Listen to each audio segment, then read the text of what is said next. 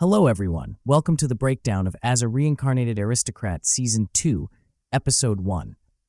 The episode kicks off with some world building. We're back in Mission, the duchy where our main protagonist lives, and then we zoom out to see the corrupt empire riddled with problems, uprisings, and nobles hoarding wealth while the commoners suffer. Things are bad in Mission, but it's not as dire as that. Maybe that's why the duchy was, and still is, considered independent from the empire. But for now, Mission is embroiled in a civil war between two brothers. After the Duke was murdered, you guessed it, the civil war is all about who gets to rule the duchy. On one side, we have the younger brother, the corrupt one, who controls the capital and has the backing of a lot of nobles. On the other side, the eldest brother believes he rightfully deserves the throne. This brother, Curran, has the support of Lord Ars, who gets a plus from me because he seems like a genuinely good guy who cares about his people. Meanwhile, the youngest brother is all about fame, money, and women. You know how it goes. Our hero Ars is back, heading off to a military council with his companions, who might as well be his inner circle by now. Joining him on this journey is none other than Mireille, who, as usual, seems a bit tipsy. Can't really blame her, though.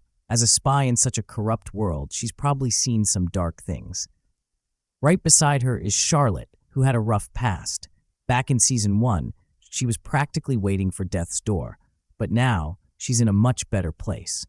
Just thought I'd remind you of that backstory for anyone who needs it. And of course, Roselle, the shy one of the group, is here too, looking as quiet and reserved as ever. Alongside him is the cheerful Wrights, who's all smiles and positivity, bringing some much-needed light to the team. Together, they make the Season 1 crew whole, except for Licia, who's probably still at her father's place. Hopefully, we'll see her soon. The most wholesome part in the intro. Charlotte seeing the sea for the first time. This blue-haired queen with such a tough upbringing had never seen the ocean before, and when she finally does, her eyes just light up. Ars, being the good guy that he is, decides to take a little detour and chill on the beach for a bit, just so she can really enjoy it. You could see how sad she was that she hadn't visited many places, but they made a promise. After the war, they're taking a trip together. OVA episode teaser, anyone?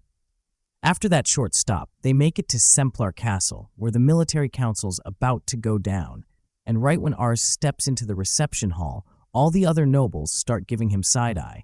Like, who's this kid with a tiny territory doing here with the big shots? It really shows that even though Ars's father was respected, his land wasn't rated highly among these duchy nobles. He wasn't greedy, so he didn't gather wealth like the others, instead using it for his people and town. And since Ars hasn't expanded the land yet, he's even more underestimated, especially by people who have no idea about his appraisal skill. But Curran, the real MVP here, quickly defends him. He even jokes about Mireille refusing to work for him in the past because she hates politics, yet now she's serving under a lord. Curran definitely proves he's a good guy, standing up for Ars like that, and even laughs when Mireille says Ars is better. Meanwhile, those smug nobles still can't wrap their heads around how a lowly lord has such powerful companions. But hey, I'm sure they've got other ways to make up for their lack of character judgment and information gathering, right? Right? I mean, they're the best strategists at this military council, or so they say. Let's see how that goes. The meeting began with a summary of the current war situation.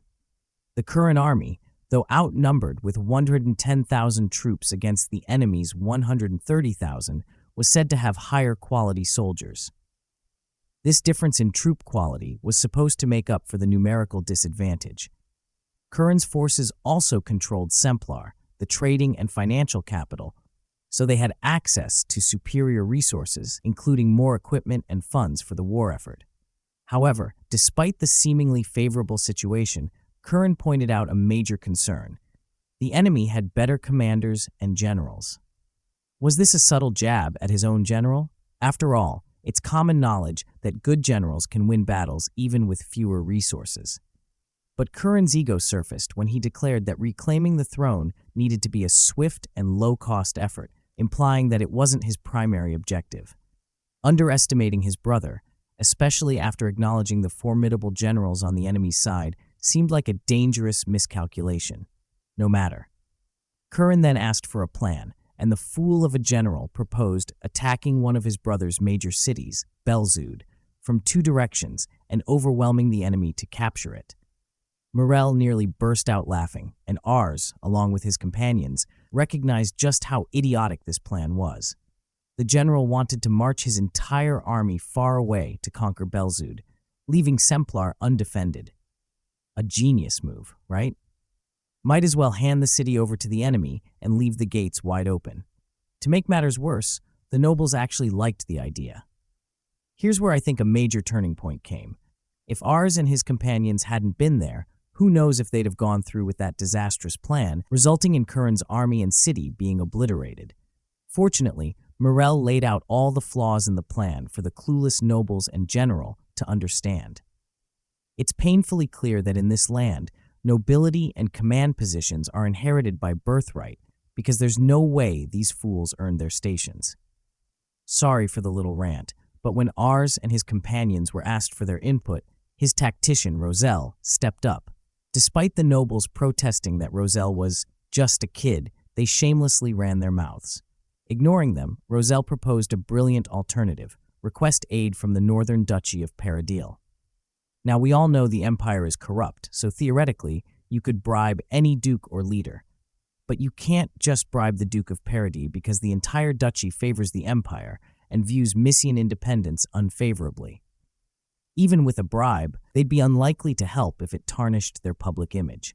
So, who do you bribe instead? The fallen emperor of Summerforth. The emperor is still a 17-year-old boy who's not cut out for politics, and his commanders, who really run things, are notorious for accepting bribes. As soon as Curran heard this plan, he was on board. "Yep, go ahead, Ars. I leave it all to you. Good luck, dude," he said. Curran might be a good guy, but he really needs to take more responsibility and stop dumping everything on Ars. At this rate, he might as well hand over command of the entire army to Ars. Not that that would ever happen, right? Curran agreed to cover all the bribe expenses from his own pocket, including everything needed for the journey. He's even sending Lumiere to help out, who, if you remember from Season 1, is another solid ally. Poor Ars. He came to get ridiculed, listened to one of the dumbest war strategies ever, and now he's tasked with securing the allegiance of another duchy. After the meeting, Ars and his companions gather to discuss what happened, with Ars visibly worried about the possibility of failure. The pressure of leading the negotiation weighs heavily on him, so he decides to entrust the mission to Rates. However, he momentarily forgets how deeply racist the Empire really is, and the idea quickly creates a new problem. Who will handle the negotiation now? Charlotte? No way. She has a short temper and could blow up at any moment. Morel? Also a no. She's a known spy, and that's not exactly the reputation you want in a delicate diplomatic situation. Rates, his skin tone is darker than the average person in the Empire, making him a target for bias. As for Roselle, he's brilliant, but he's a shy kid who wouldn't fare well in a high-stakes negotiation. Wait a minute. What about Licia? Yep, she's the one. If she agrees, of course. Ars decides to visit her and meets with her father first. They talk about the meeting and why he's come, but Licia quickly interrupts and whisks Ars away to get something to eat. You know what they say. The way to a man's heart is through his stomach, and Licia knows this well. Even Rites gets the same portion of food as everyone else, and Licia's family treats him casually, explaining that his background doesn't matter now. He is a respected guest, proving that not all nobles are corrupt. Licia's father even starts to look like prime father-in-law material. Back to Ars and Licia, she takes him to her secret spot, a beautiful viewpoint overlooking the village. She playfully teases Ars as they stand there, and you can practically smell the love in the air between the two of them. Then she leads him to her garden, proudly showing off the flowers Ars sent her, which have blossomed beautifully under her care. It's here that Ars asks her to join him on the mission. Licia is surprised that Ars trusts her with such an important task, one that could shape the future of the entire Mysian territory. She's clearly moved, though Ars doesn't hold back in warning her about the risks. The journey would take them to another duchy by sea, a dangerous and unpredictable route, and the duchy they're headed to is notorious for its corruption and shady dealings. Even after hearing about all the dangers, Licia is resolute. She's more than happy to do whatever Ars asks. But then she takes a bold step and asks for one favor: to marry Ars after the war ends. Ars is taken aback. He's hesitant at first, feeling like he's still just a kid and unprepared for marriage. Plus, he's embarrassed that Licia, the girl, is the one proposing. But deep down, he's been thinking about her since season 1. So after some thought, Ars responds by saying, "Who knows when the war will end? Thanks to the foolish nobles and generals, it could be ages. So let's get married now."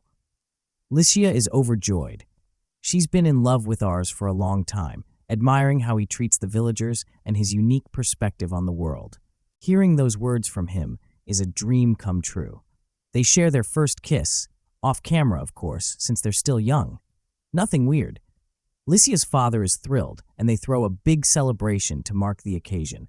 At the end of the episode, we get a glimpse of Morel's success in conducting her investigation. She manages to uncover the key figure they need to bribe, the Prime Minister, Shakma. He's infamous for being greedy, openly taking bribes, and doing whatever benefits him personally. But more importantly, Shakma wields enormous influence over the Emperor. Essentially, he's the power behind the throne, capable of manipulating the Emperor into doing whatever he deems fit. With this critical information, Ars and his team have a clear target. However, bribing someone as corrupt and powerful as Shakma will undoubtedly be risky, as his loyalty is only as strong as the size of the bribe. While this discovery is a victory in itself, the episode closes with the weight of what's to come hanging heavily over Ars and his companions, knowing that they're entering a dangerous game with a man who could just as easily destroy them as he could help. The stage is set for the next episode, where Ars must navigate not only the treacherous waters of negotiation, but also the uncertainty of dealing with a man like Shakma. Will their plan succeed, or will this new ally prove more dangerous than their enemies? The stakes couldn't be higher.